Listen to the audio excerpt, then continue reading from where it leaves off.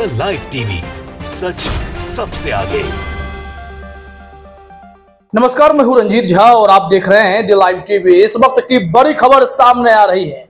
EVM की जांच होगी, सुप्रीम कोर्ट ने यह आदेश दिया है। हालांकि जो ईवीएम वीवीपैट से निकलने वाली पर्चियों के 100% मिलान की बात थी, याचिका में मांग थी, उसे सुप्रीम कोर्ट ने तो खारिज कर दिया। जस्टिस खन्ना और जस्टिस दीपांकर दत्ता की बेंच ने इस मामले पर घंटों सुनवाई की थी। फैसला सुरक्षित रख लिया था, लेकिन एक विशेष दिन और रखा गया था जिसमें यह तय किया गया था कि चुनाव आयोग ईवीएम को लेकर सुप्रीम कोर्ट के सवालों का जवाब क्या देता है।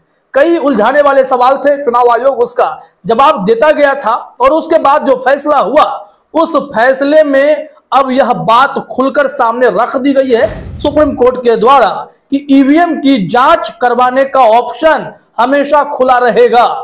और इस फैसले ने मोदी शाह को सदमे में डाल दिया है।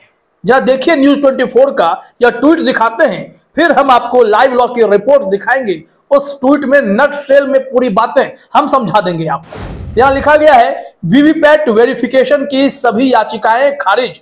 उम्मीदवार चाहे तो नतीजों के बाद करवा सकते हैं ईवीएम की जांच। अपने खर्चे पर करवानी होगी ईवीएम की जांच। अगर मशीन में गड़बड़ी निकली तो नहीं देना होगा खर्च। यह सबसे इंपॉर्टेंट पॉइंट है। हालांकि जो सबसे बड़ी मांग थी कि पूरे देश के नागरिक ही सुनिश्चित हो जाते कि उन्होंने जिसे वोट किया है उन्हें ही यह सब कुछ पता चल जाता कि 100% मिलान कर लिए गए हैं, कहीं भी डिस्क्रिपेंसी नहीं है, गड़बड़ियां कहीं नहीं पाई गई। लेकिन अब सिर्फ जिन्हें शक होगा, जो नंबर 2 नंबर 3 पोजीशन पर होंगे, जिन्हें शक होगा वो जाकर ईवीएम वीवीपैट की जांच के लिए पैसा खर्च करेंगे और जांच करा सकते हैं। ऐसी बातें सुप्रीम कोर्ट ने मान ली हैं। तो यह अपने आप में बड़ी खबर है। अब यहां से सीधे आइए कि लाइव लॉ ने अपने रिपोर्ट में क्या जानकारी दी है। यहां लाइव लॉ ने पहले तो बता दिया है खारिज क्या क्या हो गई है मांगे, फिर बताया गया है कि ऑप्शन क्या क्या ऐड किए गए हैं। लाइव लॉ ने लिखा है, EVM VVPAT judgement of Supreme Court in a nutshell rejects plea to revert to paper ballot voting. मतलब बैलेट पेपर की तरफ फिर से वापस चलें, इस प्लेया को रिजेक्ट कर दिया गया है, इस याचिका को रिजेक्ट कर दिया गया है। Rejects plea to count all VVPAT slips. मतलब यह कि वीवीपैट स्लिप्स जो 100% काउंट करने की बात कही गई थी, उसे भी रिजेक्ट कर दिया गया है। उसके अलावा यह कहा जा रहा है कि वह याचिका भी खारिज हो गई कि जो पर्ची निकलेगी वो वोटर के हाथ में डाल दीजिए, वोटर सुनिश्चित कर लेंगे, फिर बैलेट बॉक्स में उसे डाल देंगे। इस मांग को भी खारिज कर दिया गया है। अगर यह मांगे मानी जाती तो याचिकाकर्ताओं की भी बड़ी जीत होती। हालांकि उन्होंने जो एक ऑप्शन दिया है यह थोड़ा स्वागत योग्य है, क्योंकि यहां से एक उम्मीदें बन सकती हैं कि चलिए कुछ ना कुछ तो ऑप्शन है कि आप ईवीएम की जांच करा सकते हैं। यहां क्या क्या कहा जा रहा है, कोर्ट के निर्देश को हम आपके सामने रखते हैं। Seal and secure symbol loading units, इसमें जो पैराग्राफ में बातें हैं उसमें कहा जा रहा है, कोर्ट ने निर्देश दिया है कि जितने भी symbol loading units VVPAT machine के हैं उसे सील किया जाएगा और सिक्योर किया जाएगा, वो भी 1 मई 2024 तक। ये बताया गया है कि जब तक ये लोडिंग प्रोसेस चलता रहेगा इसको लेकर। अब इसमें कहा जा रहा है कि this SLU should be sealed and secured in containers with the sign off the candidates और देयर रिप्रेजेंटेटिव्स। जो एसएलयू हैं उस एसएलयू को सिक्योर किया जाएगा, उसमें तमाम कैंडिडेट के हस्ताक्षर भी ले लिए जाएंगे जो भी इस प्रक्रिया में भाग लिए हुए हैं।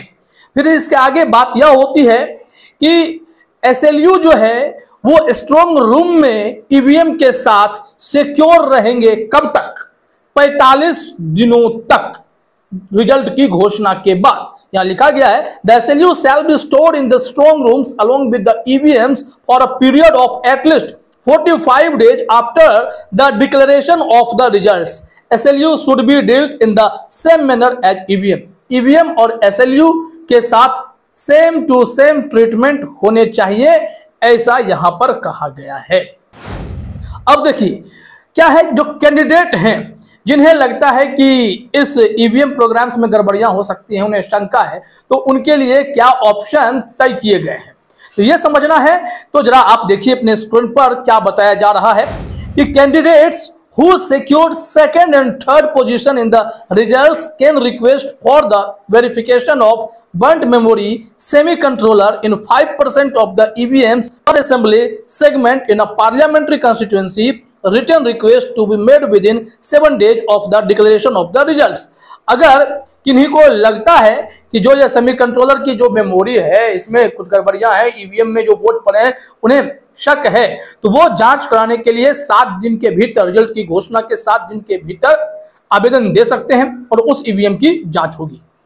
कहा जा रहा है कि on receiving such a written request the EVM shall be checked and verified by team of engineers from the manufacturer of the EVM.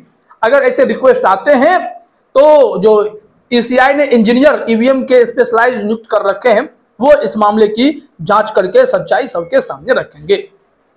यहां कहा गया है candidates should identify the EVMs to be checked by serial number of polling booth. यह कहा जा रहा है कि कैंडिडेट को यह भी आइडेंटिफाई कर लेना चाहिए पोलिंग बूथ पर ईवीएम का सीरियल नंबर। आगे कहा गया है कि candidates and their representatives can be present at the time of the verification, और कैंडिडेट और उनके जो प्रतिनिधि हैं वो वेरिफिकेशन के टाइम वहां मौजूद रहेंगे। ये नहीं कि छुपा छुपी वेरिफिकेशन करके चुनाव आयोग यह कह देगा कि ईवीएम में हमने जांच कर लिए, जिस कैंडिडेट का दावा है वो दावा गलत है। अब कैंडिडेट की उपस्थिति में सारी चीजें होंगी, कैंडिडेट का साइन तो पहले ही ले लिया जाएगा। यहां कहा जा रहा है कि after verification the district electoral officer should notify the authenticity of the burnt memory. जो वह मेमोरी है उस वेरिफिकेशन के बाद उसके ऑथेंटिसिटी को लेकर जो डिस्ट्रिक्ट इलेक्शन ऑफिसर हैं, डीईओ जिन्हें कहा जाता है चुनाव के वक्त, या चाहे आप निर्वाचन पदाधिकारी कह लें या रिटर्निंग ऑफिसर कह लें, वो इसकी ऑथेंटिसिटी बताएंगे। कहा जा रहा है कि expenses for the verification process as notified by the ECI should be borne by the candidate making the request. यानी कि इस वेरिफिकेशन प्रोसेस में जो खर्च होगा कैंडिडेट अपने पैसे खर्च करके इस मामले में जांच करा सकते हैं, इसके अलावा और कोई विकल्प नहीं है। और अगर ईवीएम टेम्पर्ड पाया जाता है, कुछ गड़बड़ियां पाई जाती हैं, तो फिर कैंडिडेट को वो पूरा खर्च वापस कर दिया जाएगा।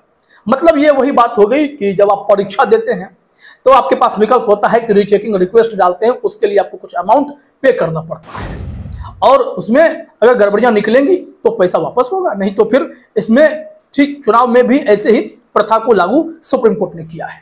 कुल मिलाकर बड़ी खबर यह है कि ईवीएम की अगर जांच होगी तब भी मुश्किलें उन कैंडिडेट की बढ़ सकती हैं अगर उन्होंने कोई धांधली की है, कोई खेल किया है या ईवीएम के साथ छेड़छाड़ की घटनाएं हुई हैं। विपक्ष का यह आरोप हमेशा लगता रहा है। तो उम्मीदवार के पास यह राइट है, जो सेकंड और थर्ड पोजीशन पर हैं वो अब रिकाउंटिंग के प्रोसेस में जा सकते हैं। एक ऑप्शन तो मिला है और यह ऑप्शन कहीं ना कहीं उन उम्मीदवारों को बड़ी राहत देगा जो बीजेपी पर यह आरोप लगा रहे हैं कि ईवीएम के साथ खेल करके ही बीजेपी चुनाव जीतती रही है। चलते चलते प्रशांत भूषण के भी ट्वीट को देख लेते हैं। उन्होंने कहा कि हमने ईवीएम वीवीपैट के बारे में बताया कि ये प्रोग्रामेबल है, चिप है इसमें जिसमें मैलिशियस प्रोग्राम लोड किया जा सकता है और वोट को मैनिपुलेट किया जा सकता है और वोटर्स जो हैं उनका ईवीएम में भरोसा कम हो गया है। इस वजह से हमने सुप्रीम कोर्ट से कहा था कि या तो पेपर बैलेट की तरफ जाइए, चाहे वीवीपैट स्लिप की तरफ जाइए, जो वोटर को पड़े वोटर उसे फिर बैलेट बॉक्स में डाल दें और फिर वीवीपैट स्लिप्स को काउंट किया जाए, या फिर जो वीवीपैट मशीन है उसमें लाइट इतना कर दिया जाए कि कैंडिडेट सारी चीजों को देख सके या वोटर आश्वस्त हो सके। अभी तक टोटल 2% ही वीवीपैट मशीनों के पर्चियों के मिलान किए जाते हैं, लेकिन ये 100% किए जाने की मांग की गई थी। लेकिन अब सुप्रीम कोर्ट ने 3 डायरेक्शन दिए हैं कि ईसीआई को एग्जामिन करना होगा बारकोड जो वीवीपैट पर लगे हुए हैं और फिर मैकेनिकली काउंटिंग करना होगा। दूसरी बात कि सिंबल लोडिंग यूनिट को सील करके 45 दिनों तक रखना होगा चुनाव के बाद। फिर जो लूजिंग कैंडिडेट हैं वो एग्जामिनेशन के लिए बर्न्ट मेमोरी, जिसे फ्लैश मेमोरी आप कह सकते हैं, वो किसी भी 5 ईवीएम का अपने कॉस्ट पर चेक करा सकते हैं। तो देखिए अब होता क्या है। फिलहाल इस वीडियो में इतना ही। आप सभी का हमसे जुड़ने के लिए बहुत बहुत धन्यवाद। द लाइव टीवी, सच सबसे आगे।